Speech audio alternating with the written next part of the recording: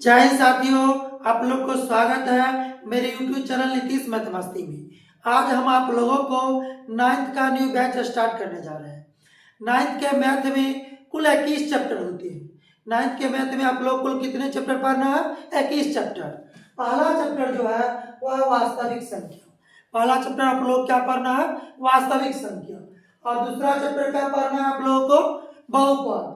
और तीसरा चैप्टर बहुपद के गुणनखंड। और तीसरा चैप्टर जो आपका रहेगा उसमें बहुपद का गुणनखंड रहेगा। चौथा चैप्टर जो है नियामक ज्यामिति। नियामक ज्यामिति। और 5 नंबर चैप्टर जो है वो दो चर वाले रैखिक समीकरण। 5 नंबर चैप्टर में क्या पढ़ना है? दो चर वाले रैखिक समीकरण। 6 नंबर जो चैप्टर है वह है यूक्लिड की ज्यामिति। यूक्लिड की ज्यामिति। और 7 नंबर चैप्टर क्या है? रेखाएं एवं कोण। 7 नंबर चैप्टर में रेखा रहेगा, कोण के बारे में बताएंगे। और 8 नंबर में क्या है? त्रिभुज, इसी में आता है पैर में। और 9 नंबर में क्या है? चतुर्भुज और समांतर चतुर्भुज। चतुर्भुज और समांतर चतुर्भुज। 10 नंबर चैप्टर में क्या है? क्षेत्रफल। 10 नंबर चैप्टर में क्या पढ़ना है आप लोगों को? क्षेत्रफल। और 11 नंबर चैप्टर में क्या पढ़ना है? वृत्त, सर्कल। 12 नंबर में बनावट रचना। बनावट और रचना, इसमें 12 नंबर में जो रहेगा वह रचना रहेगा। 13 नंबर में हीरोन का सूत्र और इसका प्रयोग। 13 नंबर में जिसको जो रहेगा हीरोन का सूत्र दे देगा या त्रिभुज का क्षेत्रफल निकाले, ये हमको लोग को 13 नंबर चैप्टर में पढ़ना। 14 नंबर में घनांक तथा घन। 14 नंबर चैप्टर जो पढ़ना है वह घनांक तथा क्या है? घन। 15 नंबर चैप्टर क्या है? बेलन। और 16 नंबर चैप्टर में क्या पढ़ना है? शंकु। और 17 नंबर चैप्टर में क्या पढ़ना है? गोला। और 18 में सांख्यिकीय आंकड़े और उनका प्रस्तुतिकरण। सांख्यिकीय आंकड़े और उनका प्रस्तुतिकरण जो आप लोग 8 में भी पढ़े हैं। 8 में भी सांख्यिकी जो है आंकड़े और उनका क्या प्रस्तुतिकरण आप लोग पढ़ चुके हैं। 19 नंबर चैप्टर है सांख्यिकी आंकड़े और आलेखीय निरूपण। आलेख खींचने वाला 19 नंबर चैप्टर में। और 20 नंबर है माध्यमाधिका और बहुलक। 20 नंबर चैप्टर में क्या है? माध्यमाधिका और बहुलक। और 21 नंबर चैप्टर में क्या पढ़ना है? पर्याप्तता। तो 9th में कुल कितने चैप्टर पढ़ना है? 21 चैप्टर। और पहला चैप्टर क्या शुरुआत करेंगे हम आप लोगों को? वास्तविक संख्या। क्या स्टार्ट करेंगे? वास्तविक संख्या। 9th का पहला चैप्टर है वास्तविक संख्या। पहला चैप्टर क्या पढ़ना है? वास्तविक संख्या। और वास्तविक संख्या के अंतर्गत सबसे पहले हम लोगों को संख्या पद्धति क्या जानना है? संख्या पद्धति, जिसको इंग्लिश में कहते हैं नंबर सिस्टम।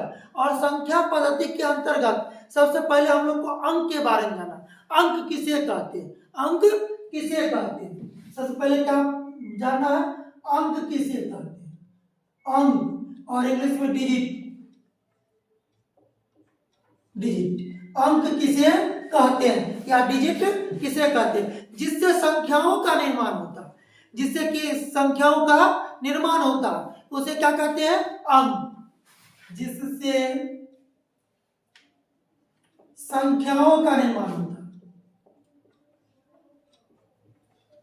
संख्याओं का निर्माण होता है, निर्माण होता है, उसे अंक कहते हैं। उसे क्या कहते हैं? अंक। उसे क्या कहते हैं? अंक कहते हैं। जैसे जैसे 0 हो गया, स्टार्ट का 0, 1, 2, 3, 4, 5, 6, 7, 8, 9 अंक। ये सब क्या कहते हैं? अंक। अब आप अंक आप लोग समझ गए होंगे। जिससे संख्याओं का निर्माण होता है उसे क्या कहते हैं? अंक। जैसे देखिए 2, 1, 2, 3, 1, 2, 3, इसको 127 अंक। किसका किसका प्रयोग हो गया? 1 का प्रयोग हो गया, 2 का प्रयोग हो गया, 3 का, मतलब 1 अंक लिए, 2 अंक लिए, 3 अंक लिए, इससे क्या बन गया? 127 अंक। और सबसे कुल अंकों की संख्या नोट में लिखिएगा, यहां पर नोट करके, कुल अंकों की संख्या, कुल अंकों की संख्या, कुल अंकों की संख्या। कुल कितने अंक हैं? तो 10।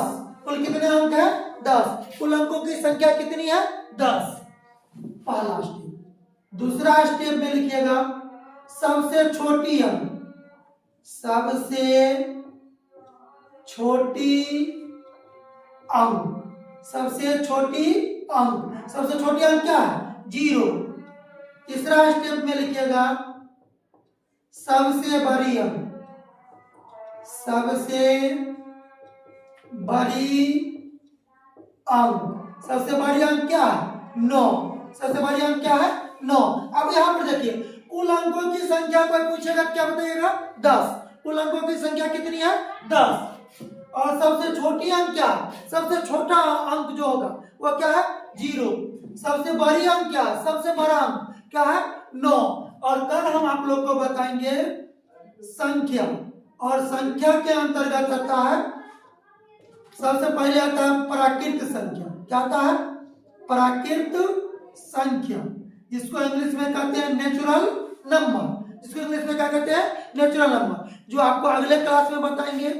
अभी तक अगर मेरे चैनल को सब्सक्राइब नहीं किया है, सब्सक्राइब कर बेल आइकन दबाना ना भूलें। धन्यवाद।